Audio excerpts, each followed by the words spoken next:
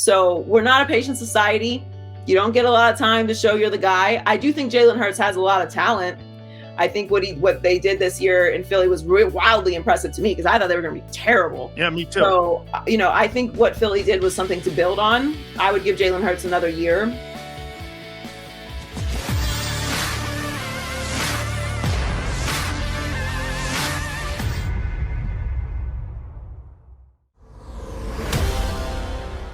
My friend Joy Taylor, and I stole that from her because I saw her today when she was on The Herd. And Joy said this. She goes like this. If you're going to win and you're okay with this comment here, hey, I can win with him.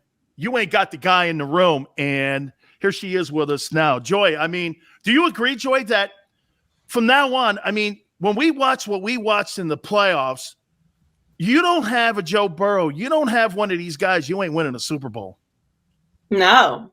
I mean, we saw the weakest link this weekend was Jimmy G, right? Who I think is more talented than people give him credit for. I mean, he is a winning quarterback, but he clearly has limitations and he's prone to injury and mistakes, and he's going to give you an opportunity to take the game away from them, which is exactly what we saw.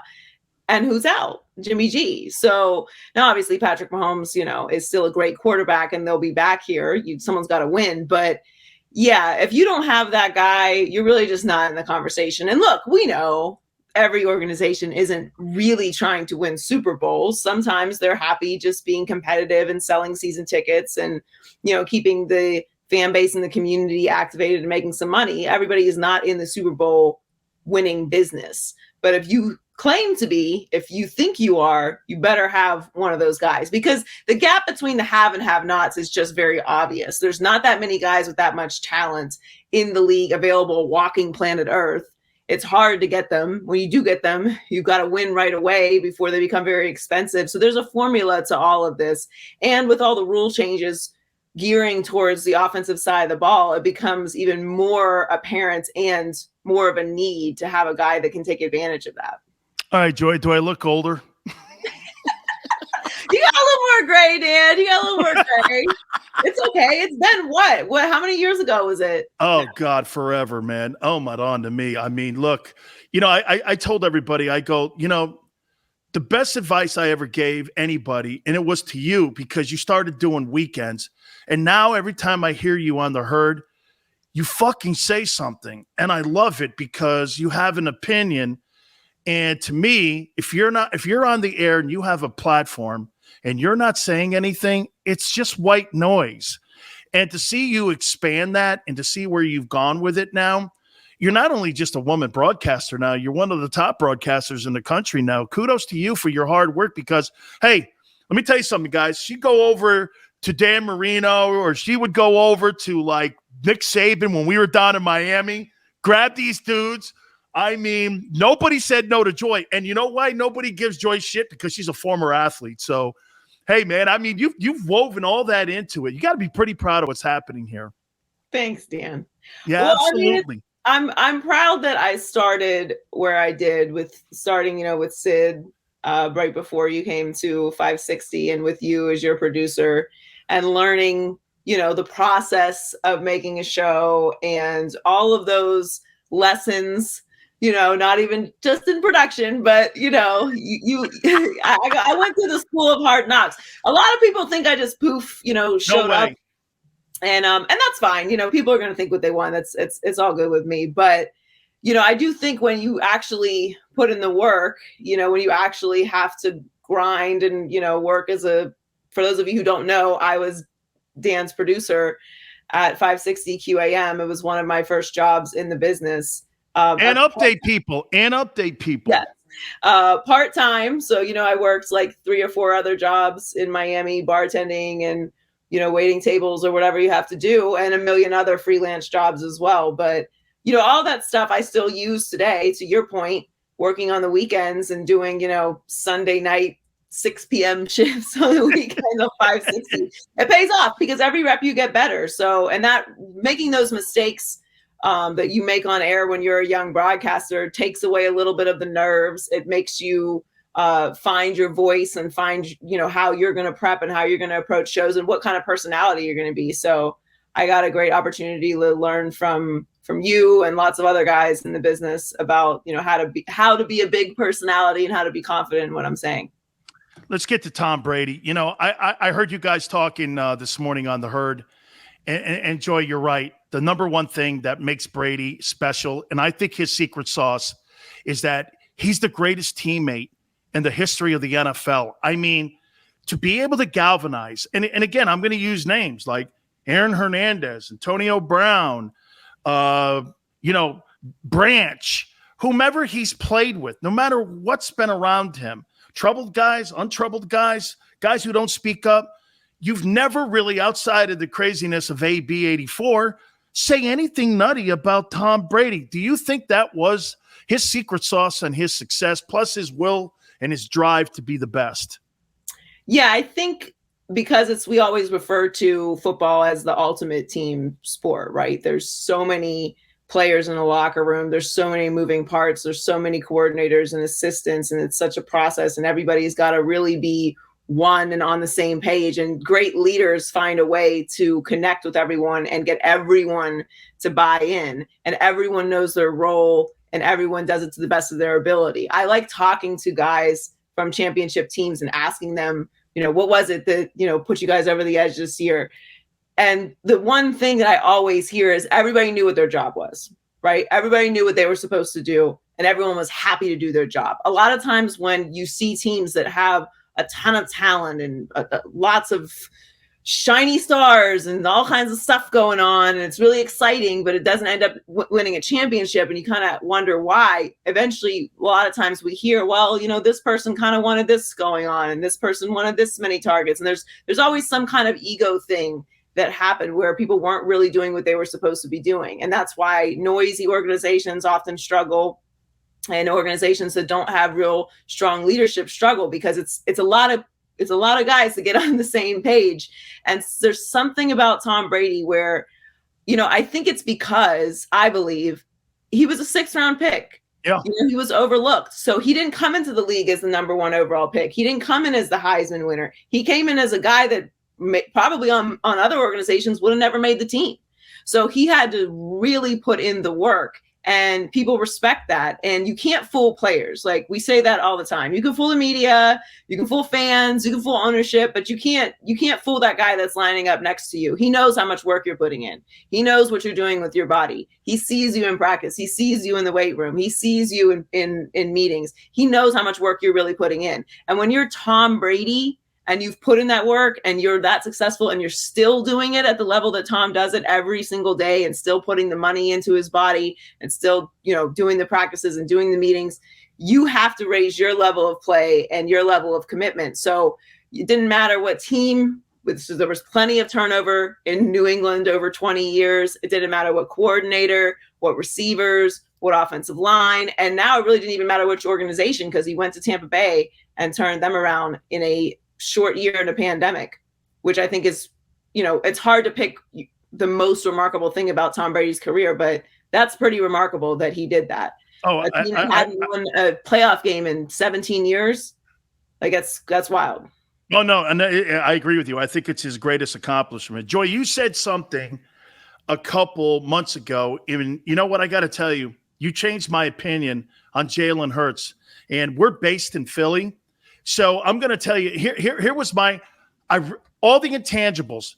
Everyone loves him. Jimmy Johnson was on a couple of weeks ago, and so was Dave Wanstead. You know him obviously from Fox and from our time in Miami, from your time in Miami, and he loves, the guy's personality. Jimmy doesn't really think he's the guy. But here, all those great things about the kid. But to your point that you made today, he's going to win games. But he's not going to win that game. After what I saw with Josh Allen, and after what I saw, Joe Burrow took the freaking Bengals, the second worst O-line. You don't have to have, Joy, a Super Bowl roster to get to the Super Bowl, but you have to have a Super Bowl quarterback. Now, maybe I'm polluting the question here a little bit, but Jalen Hurts is not going to get the Eagles to a Super Bowl. Do you agree or disagree? I'm at a bit of a crossroads with the quarterback position, because I do believe that Joe Burrow I said this yesterday, he really started the clock on all these young quarterbacks. Yes. Because to your point, you don't need a good offensive line. You can't use the injury excuse. He had a major injury last year. You can't use you need a great coach, because we didn't know if Zach Taylor was a good coach or not until Joe Burrow's healthy and out there. Like, we don't know. We have no idea. He seems like he's doing a good job. They're in the Super Bowl, but is it Joe Burrow? Is it Zach Taylor? Like, I don't know. We don't know if he's a great coach. Maybe he's a good coach. We don't know if he's great. And you can't use the organizational excuse, because while the Cincinnati Bengals haven't been the Cleveland Browns, they're certainly not a winning organization. Like, if you think making the playoffs for a couple years in a row is cute, like, good for you. But I'm talking about a championship level organization. That's not what the Cincinnati Bengals traditionally have been. So you can't use any of those excuses anymore. That said, I do think we probably will get into a space where we're reacting too quickly to the development of young quarterbacks as well. Like, maybe Joe Burrow is just an all-time, great. Maybe he and Mahomes are just in a different category of great right away. And some of these other guys do need a little bit more time to develop. So we're not a patient society. You don't get a lot of time to show you're the guy. I do think Jalen Hurts has a lot of talent. I think what they did this year in Philly was wildly impressive to me, because I thought they were going to be terrible. Yeah, me too. So, I think what Philly did was something to build on. I would give Jalen Hurts another year, but it's going to be a weird, interesting quarterback landscape, because everybody wants the guy and you want the guy right away. So are you going to develop the guy? Are you going to have ownership that's patient enough to develop a guy? When do you know if he's reached his ceiling? I think it's going to be very interesting, because there's so many different types of quarterbacks in the league now. You have Joe Burrow, you have Kyler Murray, you have Josh Allen, you have Patrick Mahomes, Lamar Jackson. They're all so different, right? They're all super talented, but so different. So how soon do they need to pop? And, how long are you going to wait to see if they have it?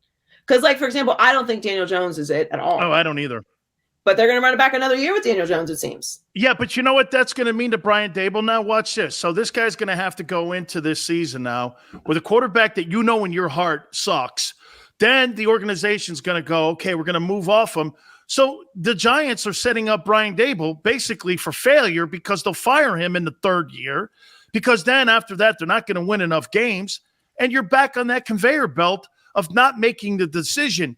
The one thing I always thought, Joy, that New England and what Belichick did, he always made the tough cut. No matter if it was a first rounder, no matter getting rid of Chandler Jones, no matter getting Richard Seymour, they always got guys out of the building, and they always made the tough move when they had to. And they didn't sit around and go, well, we drafted him in the first round. We got to sit here and try to see if we can save the guy. I mean, know your mistakes. And that's what's happened to the Giants here. Yeah, you can't be too patient.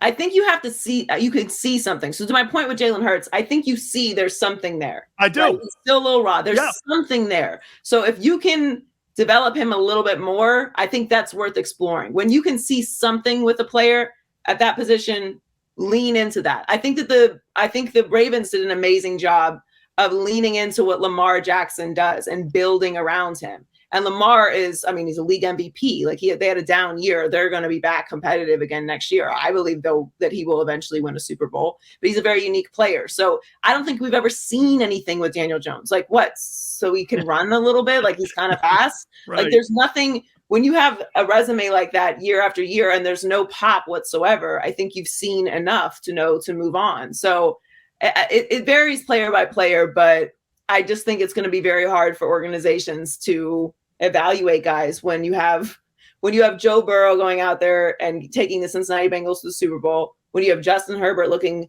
as amazing as he does in such a short time, Kyler Murray, like, it's really hard, because you got to get that guy. Absolutely. Two last questions for you here, Joy. I know you had a big day here. Let me throw this at you here. I love Aaron Rodgers, and I'm going to tell you why. He's the best villain that the NFL has had in a long time. And I hear Colin say this, and he's been one of the very few guys that gets this. You got Brady here, and then you've got Floyd Mayweather kind of over here. You've got babyface like Oscar De La Hoya, a villain sells. He has really made it so polarizing to watch him. Look, I don't give a shit who he is. He wins games. He's won 39 regular season games. Has he bombed in the postseason? Yeah, well, Peyton Manning was 14-13 in the postseason too. Okay? I mean, think about it. In 27 years of football in Green Bay, Brett Favre is 12-11.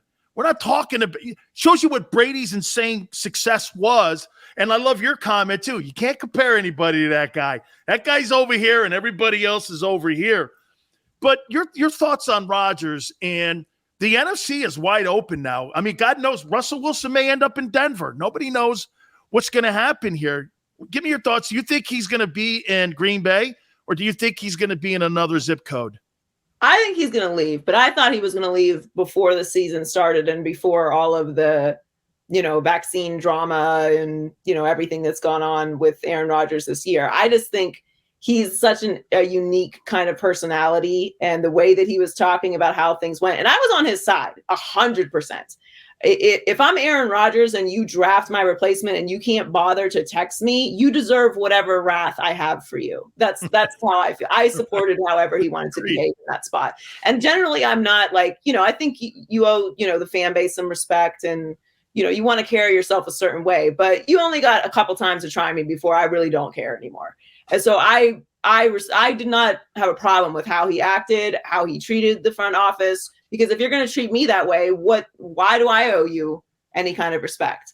So I was with him on that. And I do think that, it's going to take a lot to fix that relationship. That said, the way that the season ended, I kind of feel like it feels like that story's over to me.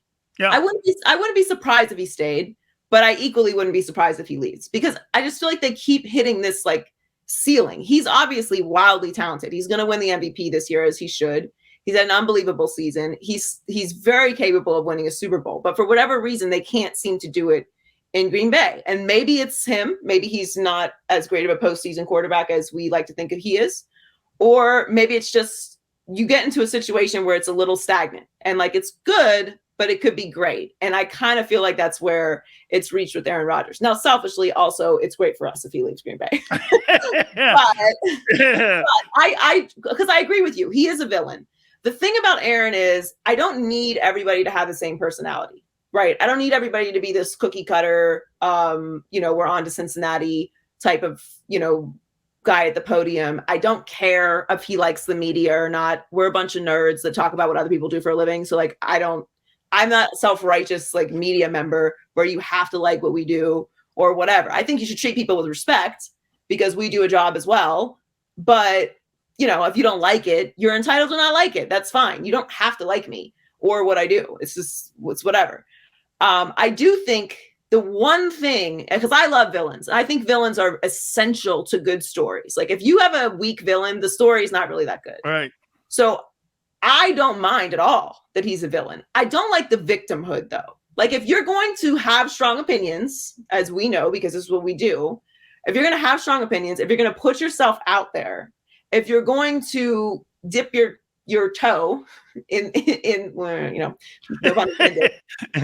some controversial water, you have to know that you're going to get pushback from people. So, this whole idea that he's like canceled, dude, I see your face on every other State Farm commercial. You're not canceled, and if a hospital disagrees with your COVID take, I think they're entitled to say, we don't think you should represent us anymore.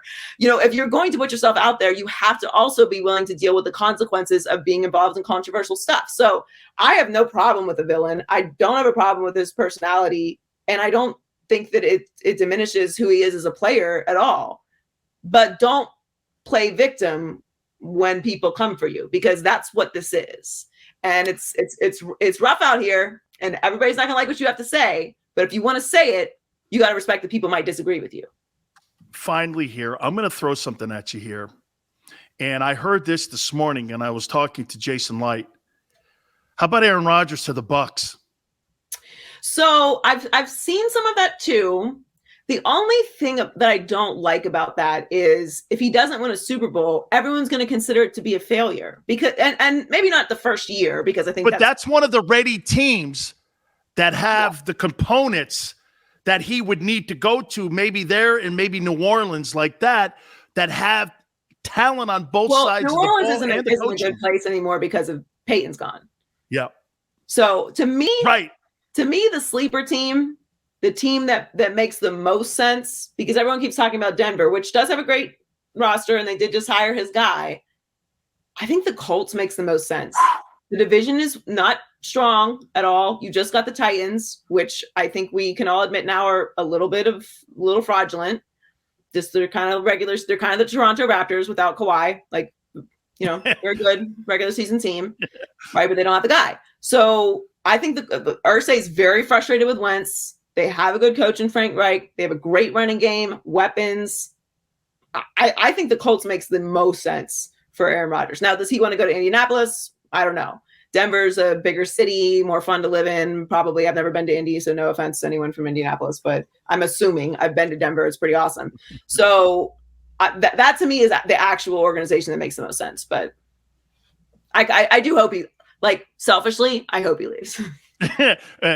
Joy, it's probably the only city in the country you haven't been to is Indianapolis. Yeah. Hey, I know you had a big day, and I know you made time for us. Hey, thank you so much, and I appreciate it. You know how much I love you. Thank you for having me. It's an honor to go from your producer to a guest. You're so good to me. Thank you so much. I keep watching you all the time, and I root for your success every single day. Thank you so much. And by the way, Dee Dee said to say hi. Kim said to say hi. They all love you very much. They're watching right now, so thank you so much, Joy. Hi, Dee Dee. Hi, Kim. Love you, Dan. I appreciate you. You got it. That is our friend Joy Taylor from The Herd. Please hit the like button. Keep it right here on the National Football Show.